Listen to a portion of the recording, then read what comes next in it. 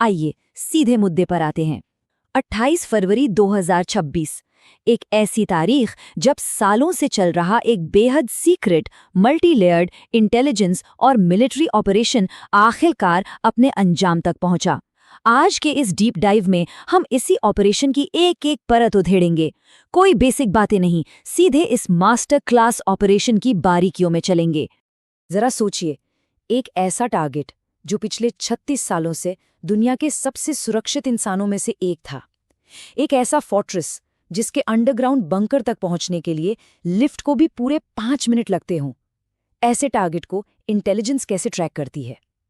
इसका जवाब है human intelligence, next level cyber warfare और बिल्कुल परफेक्ट जियोपॉलिटिकल टाइमिंग का एक ऐसा जाल जिसे भेदना नामुमकिन लगता था। तो चलिए सबसे पहले बात करते हैं भाग 1 की, द स्ट्रेटेजिक शिफ्ट। कैसे और क्यों पूरी रणनीति को ही बदलना पड़ा? देखिए, 2017 तक हालात ये थे कि न्यूक्लियर साइट्स को तबाह करने की जो रणनीति थी वो एक डेडलॉक में फंस चुकी थी। लेकिन फिर आता है 31 जनवरी 2018 का वो दिन। तेहरान के एक वेयरहाउस से रातों रात आधा टन सीक्रेट डॉक्यूमेंट्स गायब कर दिए गए। ये एक बहुत बड़ा रियलिटी चेक था। इससे साफ हो गया कि सिर्फ न्यूक्लियर फैसिलिटीज पर बम गिराने से कुछ नहीं होगा। क्यों? क्योंकि जब तक उनकी कोर लीडरशिप जिंदा है वो इसे दोबारा बना लेंगे। बस यहीं से फोकस शिफ्ट हुआ, फैसिलिटीज से हटकर सीधे टॉप लीडरशिप को एलिमिनेट करने पर। अब इस चैलेंज की स्केल को समझिए। जमीन के ऊपर था पेस्टर स्ट्रीट कंपाउंड, 30 एकड़ में फैला 3 लेयर्स की अभेद्य सिक्योरिटी वाला एरिया, जहां 50 से ज्यादा सरकारी दफ्तर थे। और ठीक इसके नीचे था लवजान बंकर नेटवर्क, पूरे 5 किलोमीटर लंबा एक अंडरग्राउंड भूल-भुलैया। और इसके एग्जिट्स कहाँ थे?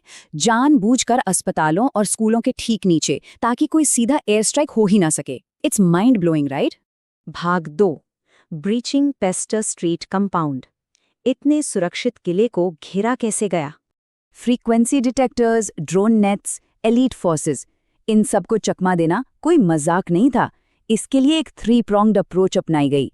स्टेप 1, ह्यूमन ऑपरेटिव्स को मेंटेनेंस स्टाफ बनाकर अंदर प्लांट किया गया। हद तो ये थी कि वो लोग कंपाउंड के कचरे तक का एनालिसिस कर रहे थे। Step 2, technical surveillance, guards, cook और डॉक्टर्स के फोन में पेगासस हैक किया गया। और स्टेप 3, स्पेस एसेट्स, ओफेक और KH-11 जैसे सैटेलाइट से पिन पॉइंट शैडो एनालिसिस किया गया। मतलब एस्केप रूट्स तो छोड़िए, गेट पर आने वाले खाने की डिलीवरी तक पर नजर रखी जा रही थी। भाग 3, AI एंड टेक एडवांटेज। अब इतने सारे डेटा का आखिर किया क्या गया? डेटा तो आ रहा था, लेकिन उसे प्रोसेस करना अपने आप में एक बहुत बड़ी चुनौती थी। जरा सोर्सेस पर गौर करें।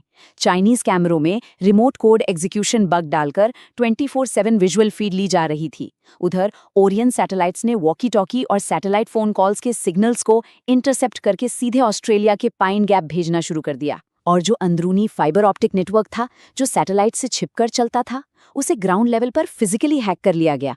लेकिन लाखों घंटों की फुटेज और सिग्नल्स सिर्फ कचरा हैं अगर आप उन्हें डिकोड ना कर सकें।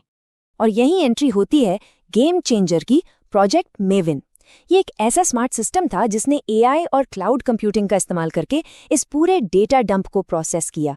यकीन मानिए, इस AI ने सिर्फ 90 मिनट के अंदर 98.7% एक्यूरेसी के साथ इन लाखों डेटा पॉइंट्स को पैटर्न्स ऑफ लाइफ में बदल दिया। मतलब एक ऐसा प्रिडिक्टिव मॉडल तैयार कर दिया जो बिल्कुल सटीकता से बता सकता था कि आगे क्या होने वाला है। इस AI ने जो डिटेल्स निकाली वो सच में हैरान करने वाली थी।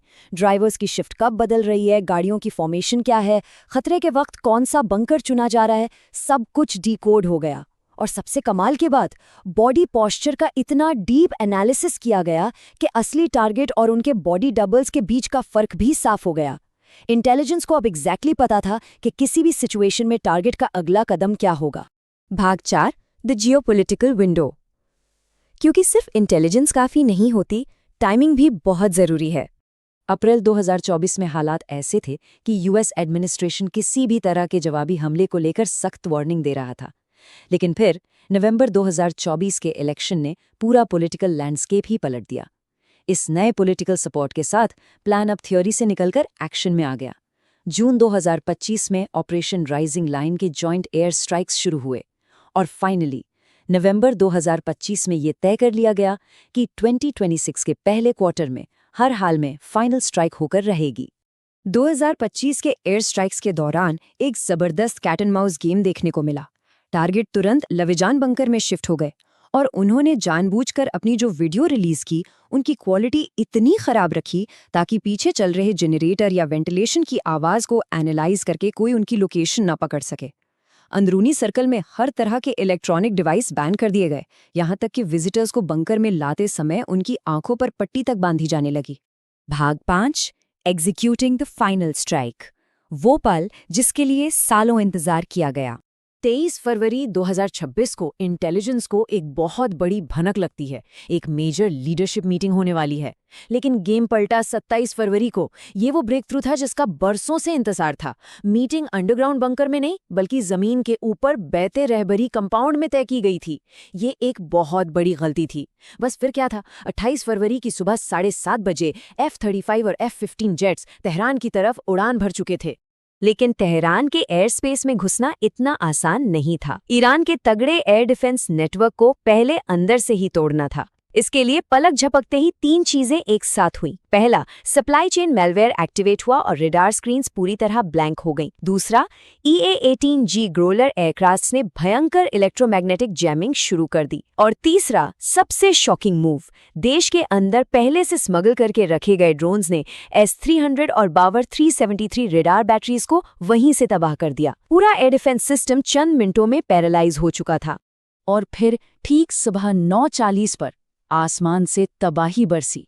30 से ज्यादा ब्लू स्पैरो मिसाइलों ने पृथ्वी के वायुमंडल से बाहर निकलकर हाइपरसोनिक स्पीड के साथ सीधा कंपाउंड पर स्ट्राइक किया।